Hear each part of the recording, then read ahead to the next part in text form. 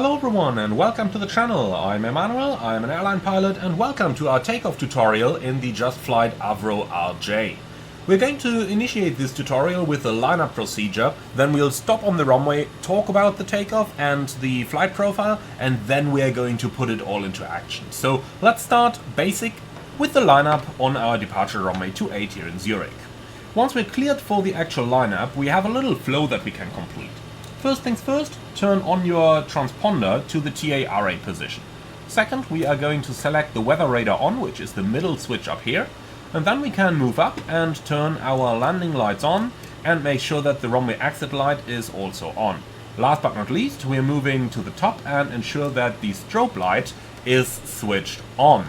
When all of these are done, we can go ahead and commence our lineup.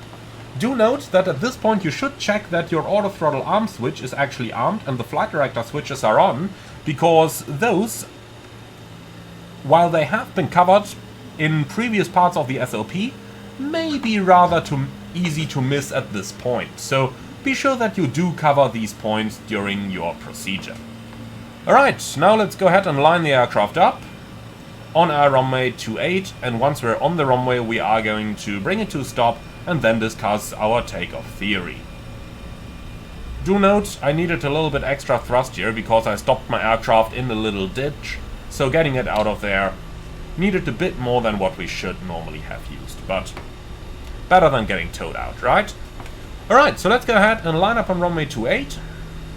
As always, do not follow the yellow line, but much rather line up in a way that you use minimal runway. 28. That's confirmed. Okay, let's bring it to a stop over here, and let's now discuss the actual takeoff technique in the RJ. And for that, I am going to take out our little flipboard down here, where we actually have a couple of very good and useful pieces of information. So, we're going to start down here with the noise abatement takeoff profile. So what are we going to do and how are we going to do it? Now, there are two ways to do this. We can either go for the noise abatement or for the standard normal takeoff. Let's discuss the normal takeoff sequence first. Now, we are going to set our engines to 55% N1. So 55% is right about here at the 12 o'clock position. Ensure that the engines stabilize, and once they are stabilized, we are going to push our thrust levers forward manually while hitting the toga switches, which are located over here, and for which you have a little click spot down here on the screw on the MCP. Check your FMA to ensure that the auto throttle takeoff reduce, or takeoff max, depending on your setting, turns green, to verify that auto thrust is indeed controlling your thrust. Now, if we look up here, you can see that until 60 knots you need to steer with your tiller, and from between 50 and 60 with the rudder alone.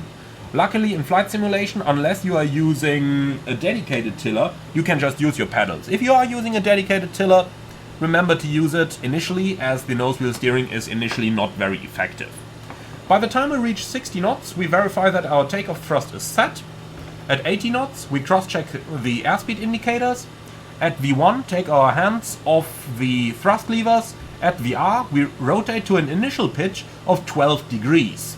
On runway 28. Now, at a pitch of 12 degrees, we will climb at roughly a constant speed, which should be in the region of V2 to V2 plus 10.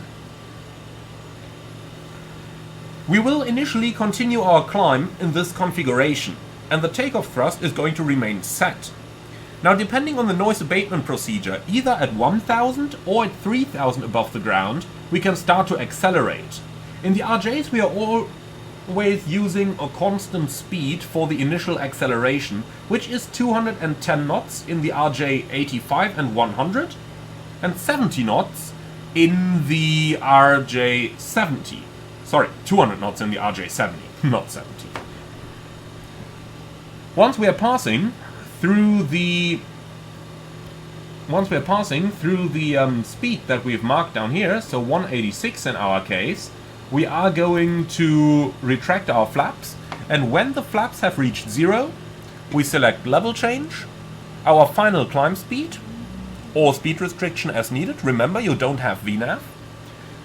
And only once the flaps are actually at 0, we are going to select reduced climb on the TRP.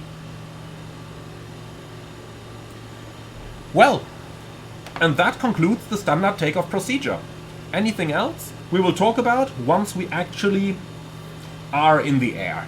Finally, the autopilot can be engaged at 350 feet radio altitude or higher. In Zurich we're using noise abatement departure procedure number 1, which means acceleration only at 3000 above the ground, which is 4400 feet on our altimeters.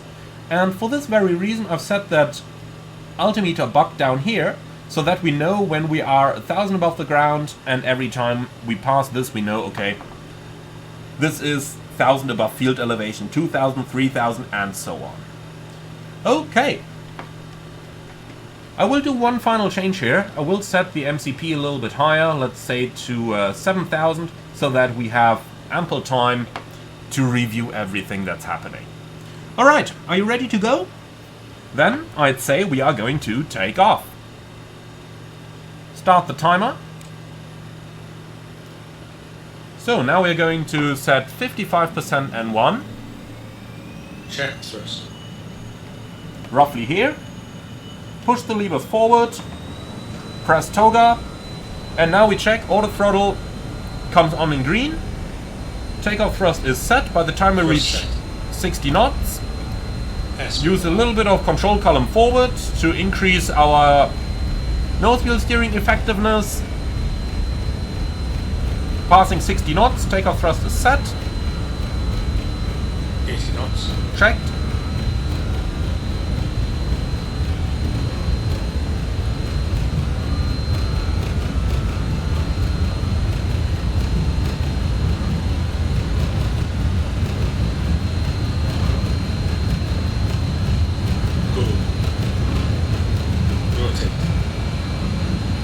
So at the rotate call we are going to rotate.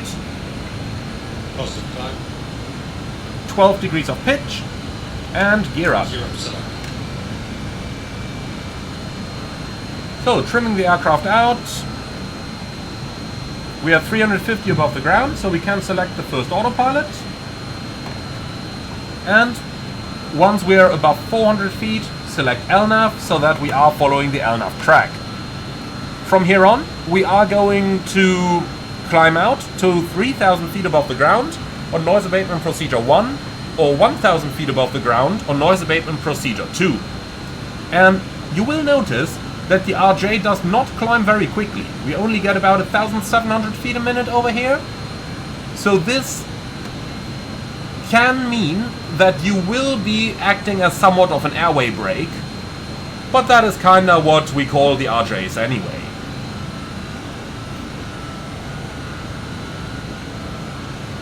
So, flying our standard departure procedure, the engines are kept in takeoff thrust. And we are now simply going to climb up until we reach the acceleration altitude. As you can see, we do have a lot of time available here before that actually happens. So, at 4,400 feet on the primary altimeter, we will be 3,000 above the ground, so once we pass the marker over here, we can finally start to accelerate. Now, accelerating, as mentioned, always to 210 knots in the RJ100 and RJ85, or 200 knots in the RJ70.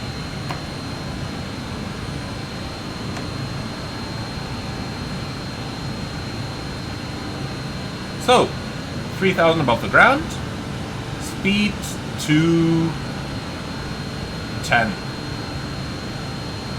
Now we start the acceleration. When we're passing the speed that we have marked over here, that is when we can retract our flaps.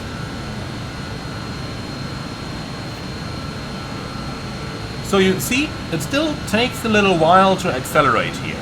If we have a look at the timer, you can see our engines are at takeoff thrust for 3.5 minutes already. 5 minutes is the maximum we should be using, so we do need to keep an eye on this.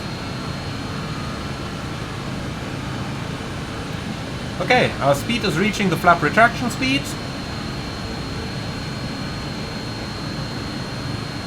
Here we go. Speed checked. Flaps 0. And you can see our FO has actually reminded us of it as well. Select the flaps to 0. And now we are monitoring our flap retraction. Only when the flap retraction is complete, we are going to continue with our procedures. Again, the flap retraction does take some time. Keep an eye on your timer not to exceed the takeoff thrust limit. But here we go. Flaps are at 0. So we select climb on the TRP. Then we can select level change. And we can start accelerating to a climb speed of 250 knots. Alright. Now, once we are accelerating to the final climb speed, and once the TRP is on the norm position, that is when we can carry out the next procedures. We're going to release our cabin crew by pressing the cabin call button. Then we are going to turn on the engine bleeds, turn off the APU bleed, verify that the cabin is still pressurizing, so you can see our cabin is climbing slightly, the differential pressure is building, and only when that is verified, turn off the APU generator and shut down the APU. And this concludes our after takeoff procedures. Thank you very much for watching. I hope that you found this one interesting. Be sure to leave your like and comment in the video description below. As always, subscribe if you're up for more, and finally I would like to thank you very much for watching.